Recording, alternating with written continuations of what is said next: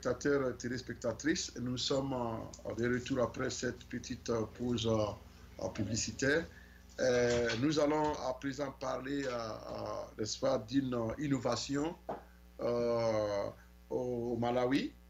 Le Malawi qui nous présente un bel exemple démocratique parce que le Malawi connaît aussi la fraude électorale comme tous les pays africains.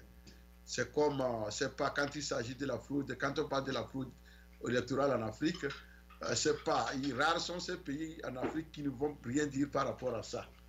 Alors le Malawi, pour peut-être parer à ces fraudes-là, n'est-ce pas, nous a créé quelque chose. Au fait, ce n'est pas une nouvelle invention, c'est un truc qui existait en Afrique depuis. Ce n'est pas nouveau, mais c'est le fait de ressusciter cette pratique qui est en fait une pratique qui permet aux gens, n'est-ce pas, d'être élus proprement, sans fraude. Je pense même que dans la Grèce antique, c'était ce qui se pratiquait aussi. Dans, disons, la Grèce est connue comme la mère de la démocratie occidentale.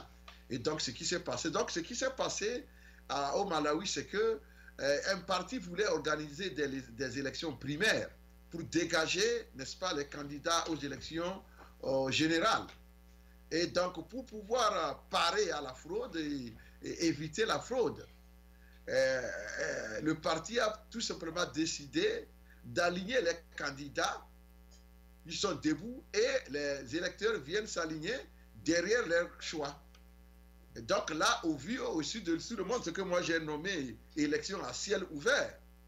Mais ciel ouvert, pas de façon péjorative, mais c'est pour dire que, bon, il n'y avait pas eu, il n'y a même pas de dépenses économiques. On ne dépense pas d'argent pour imprimer les bulletins de vote. Vous voyez, les candidats n'ont pas besoin de faire battre campagne, puisqu'ils sont là, on les regarde, chacun les connaît. Et là, vous savez ce qui s'est passé? La plupart de ceux-là qui ont été élus, je pense qu'il y en a 6, c'est les femmes qui ont été élues. Parmi ces gens-là qu'on a renvoyés, ils étaient des députés dans ces localités-là, plus de 15 ans, 20 ans, députés.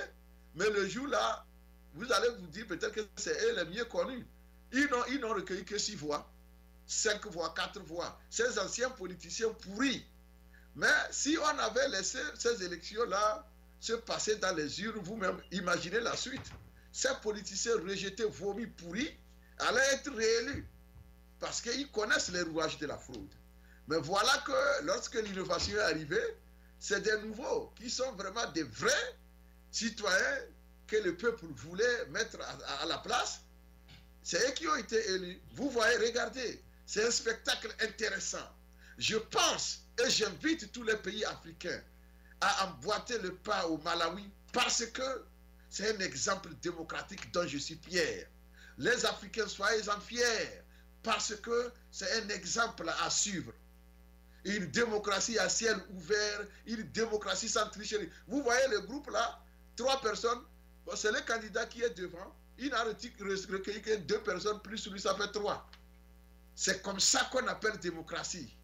On n'a pas besoin d'aller mettre quoi dans les urnes et puis on va essayer de... Non, il n'y a même pas besoin de recensement. On ne recense personne ici. On amène les gens à l'âge de vote. Vous voyez? On est en train de compter. C'est le candidat qui est debout. Et on va comptabiliser, on va dire qui a gagné. Vous ne voyez pas que c'est un exploit? Moi, je pense que c'est intéressant. Tous les pays africains, je vous invite à copier cela. Au lieu d'aller copier de mauvaises choses, de mauvais comportements, copier cet exemple malawi, des habitants du peuple malawi. C'est comme ça. C'est comme ça qu'on veut l'innovation africaine. Ou bien on peut parler comment l'appelle-t-on, de l'orthodoxie, de la nouveauté. Oh, il n'y a pas de problème puisque c'est une pratique qui était là. Donc ce n'est pas une pratique nouvelle, mais le fait d'avoir pensé au moment où, n'est-ce pas, en ce siècle de tricherie, de fraude massive partout en Afrique, moi, je pense que c'est une innovation dans l'orthodoxie. Je vous remercie et je vous jette des fleurs, mon peuple malawi. C'est comme ça, des innovations qui sont dignes des Africains. Vous voyez? Maintenant, je souhaite même que vous alliez à ces élections générales-là comme ça. Il faut même pas vous associer à ces bulletins de vote ou bien à ces machines de vote. Parce que même les machines, maintenant, il y a beaucoup de moyens pour voler les votes. C'est même pire. Le vol, à part les machines, c'est pire. Alors, débarrassez-vous de toutes ces importations inutiles et frauduleuses. Parce que le blanc, lui, ceux qui font ça eux-mêmes, c'est eux qui ont introduit la fraude en Afrique. Et donc, leurs machines aussi ne seront que des machines à fraude. C'est pourquoi il faut les rejeter. Alors, c'est un bon exemple.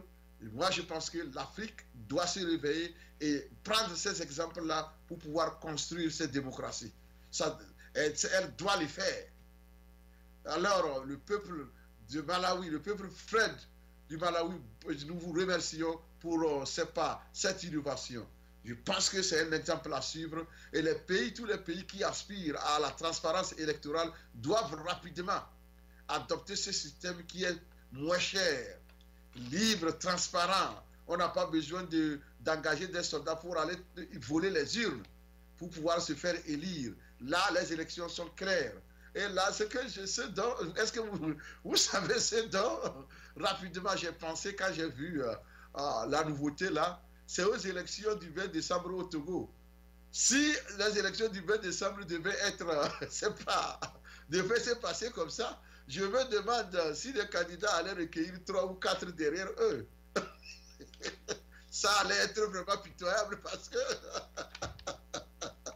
malgré les fraudes massives, ça n'a pas donné, ça n'a rien donné. On devait retrouver les candidats d'UNIR, du MPDD et puis, comment on appelle-t-on, les candidats d'INET de Djeritama, avec 3 personnes, peut-être sa femme et ses enfants derrière. Oh là là, ça fait pitié. Alors, vous voyez, donc moi je pense plutôt qu'il faut procéder ainsi. Il faut essayer, n'est-ce pas, d'utiliser, d'approprier, de s'approprier cette façon-là. Et vous voyez, les gens sont en liesse parce que la démocratie a été jouée. Est-ce que vous avez vu les gens se battre? Tout est clair devant tout le monde. Personne n'a triché l'autre. Bon, les gens ne vont pas se battre. C'est la tricherie, les fraudes qui sont source de malheur dans les élections africaines. Voilà. Mais dans la main, même les candidats qui ont perdu ont compris qu'ils ont été vomis. Vous voyez? Ils ont été vomis. Il y avait une pratique au Bénin, je pense que c'était au temps de la Révolution, pour les candidats à la mairie et aux députés. Le candidat se plaçait devant la foule et chacun venait insulter le candidat.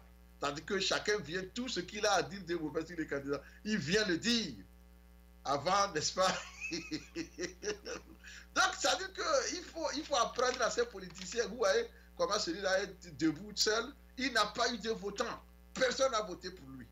Il est là-bas. Alors que lui là, si c'était la fraude, il devait avoir des milliers de choses. Parce qu'il a déjà fabriqué les choses pour venir mettre là. Mais voilà, aujourd'hui, il a été découvert, comme la France a été découverte dans la fraude. Vous voyez, le candidat en blanc là, il n'a que deux électeurs derrière. Pourtant, c'est lui. Je pense que c'est l'un des anciens élus de cette localité. Il a fait plus de 20 ans, 30 ans à son poste électif. Mais aujourd'hui, quand la transparence est née, le gars n'a même pas eu plus de 3 voix. Il n'a que 2 voix plus sa voix personnelle, il en a 3. Oh Dieu, vous êtes bon. Vous êtes Dieu grand. Le jour est toujours là pour succéder à la nuit. C'est comme ça le monde. Alors, moi, je vais terminer cette rubrique ce soir, du moins pour ce qui est des élections, que j'invite tous les pays africains à emboîter les pas au peuple du Malawi. Je vous remercie.